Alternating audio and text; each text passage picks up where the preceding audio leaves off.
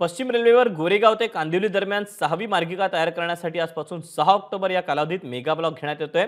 या कालावधीत 600 ते 700 लोकल फेऱ्या रद्द करण्यात येणार असल्याने प्रवाशांचे हाल होण्याची शक्यता आहे। गेल्या वर्षी नोव्हेंबरमध्ये सांताक्रूज गोरेगाव दरम्यानच्या 6व्या मार्गिकेच्या कामामुळे 2500हून अधिक सेवा रद्द करण्यात आल्या होत्या। त्यामुळे यावेळी वीकेंडला एकूण 5 मेगा ब्लॉक घेण्यात येणार असून प्रत्येक ब्लॉकमध्ये केवळ 130 ते 140 गाड्या रद्द करण्यात येणार आहेत। हे मेगा ब्लॉक 10 तासांचे असतील। मेगा ब्लॉकचा कालावधी सुरू झाल्यानंतर 5व्या, 12व्या, 19व्या, 26व्या आणि 33व्या दिवशी हे ब्लॉक घेतले जाणार आहेत।